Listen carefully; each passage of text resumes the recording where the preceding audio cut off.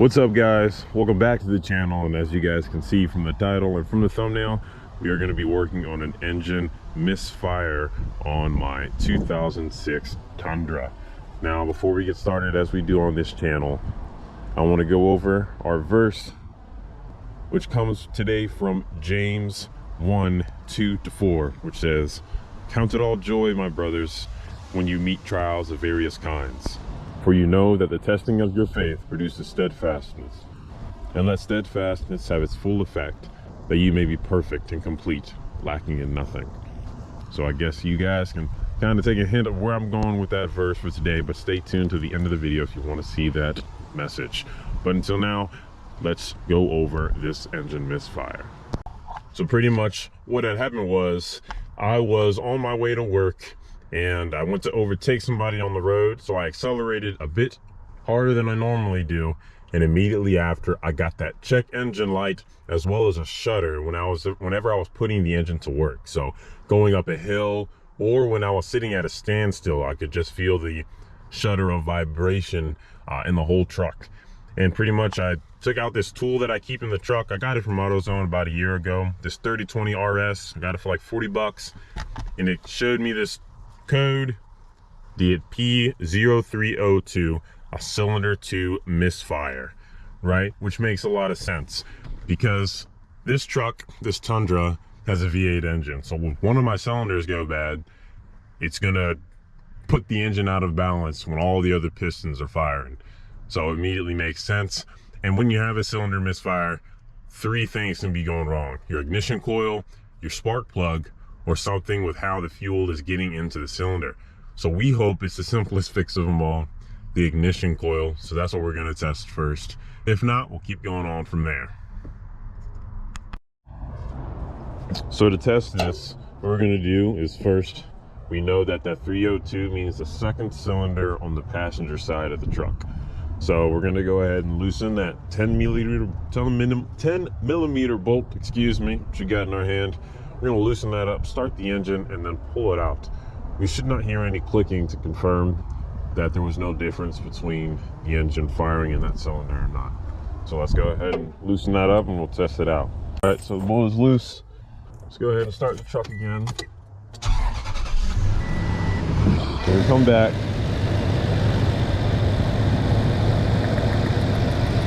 Oh, we hear something. Let's come back to it. Shut the engine off, try again. All right, so we still heard ticking coming from this cylinder after we pulled the coil out, and that is the correct cylinder too. So what we're gonna do now is we're gonna assume that it might be firing sometimes. So what we're gonna do is we're gonna swap cylinder 2 coil with cylinder 4, clear the code, go on a short drive. If the code changes from the second cylinder to the 4th cylinder, we know that the coil is bad. So let's go ahead and try that. All right, so we just loosened up cylinder 4. And again, on the passenger side, it's 1, 2, 3, 4. Now let's swap these coils out. There's 1. I'm sorry, that's 4. Here's 2.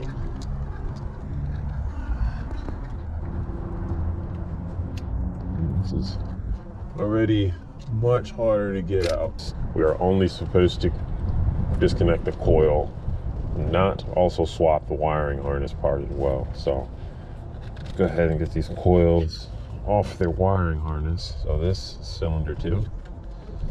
That way the truck thinks it's still connected to cylinder 2 as well. So that makes a lot of sense.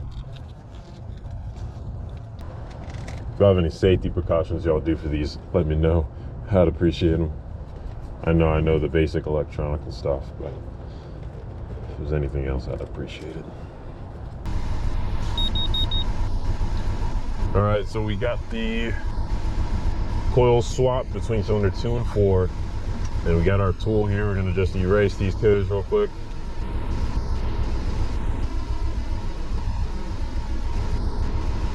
And then we'll go on a short drive just to see, or just enough to have the code come back up again. All right, y'all, so we're going on a drive here, and almost as soon as I even pulled out from my house, the light came back. and you can definitely still feel the vibrating. So we definitely knew this was going to happen, but let's get back and check to make sure that it's a different cylinder this time. All right guys, so we are back and working in the dark this time. It's fall, so the weather is already, we've just passed daylight saving, so it's gotten dark quick, but we're gonna finish this up for the day ends. Quick update, I went to AutoZone, and since we saw that we needed an ignition coil, we got an ignition coil from AutoZone, and we went ahead and got a spark plug. Since we saw that, we were not sure if that ignition was really making that error. But lo and behold, I started looking around on Facebook, y'all. This is the firing order for the 4.7 V8 in the Toyotas. All right, 1, 2. So we were really changing out cylinder 4 the whole time. So we're gonna go on the correct cylinder now, change just the ignition coil, see if that works. And since we're here, if that fixes the issue, I won't do it. If it doesn't, I'll go ahead and replace this spark plug, or we'll make that another video. But let's go ahead and change the ignition coil on the correct cylinder this time. All right, so we're just gonna do reverse of what we were doing before. So we start on that first cylinder, cylinder 2. So it's 2, 4, 6, 8 on this side.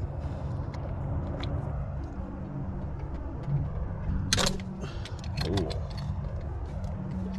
Is she loose? Yep, she is.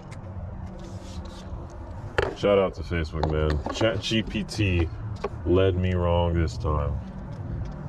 I've been learning, if you don't give that thing every single bit of context, it can lead you a bit astray. So I would be wary. I learned my lesson. Go ahead and reattach the wiring harness. Let's start the engine, see if that fixes things.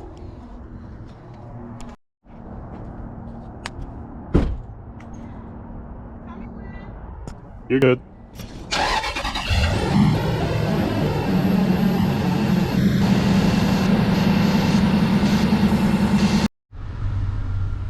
All right, y'all, so the ignition coil was the issue. Took it for a drive. She was smooth as butter. No more check engine light. Vibration is gone. Moral of the story, make sure you're working on the right stuff. And if you guys need a reference, once again, for working on your first gen Toyota with the 2UZ, order is 1, 2, 3, 4, 5, 6, 7, 8. I'll see if I can put the picture of that Facebook post and I saw, but she is back up and running smoothly. And that's what it is. Now, if you've stayed to the end, as I promised, I want to go over that verse again. That's going to be the verse for this video.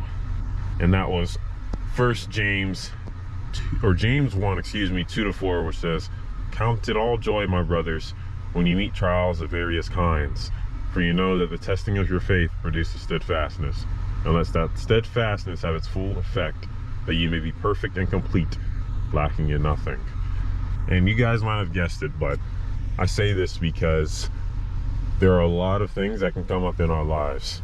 A lot of these things that we find annoying, that we find troublesome, stressful. But I love that mindset that says that the smaller hard things that we have in life make us stronger. And now when I talk about this car, I've always really wanted to get into cars again, to really get into building these things again, to get my knowledge base up in this stuff. And I also wanted content for this channel, and I was thinking, man, I don't know if I have enough things to make content about. And God gave me problems, right? Problems that were annoying in the moment, but have turned out to be a blessing. So there's a few others that I have that are going to be on this channel, so stay tuned. But that's just the word for today. But I thank you guys for watching. Welcome again to Bob's Garage. Please like, comment, and subscribe. I'm going to make another video now with spark plugs, so if you'd like that, let me know. But again, thanks for watching, and I hope this helped. God bless.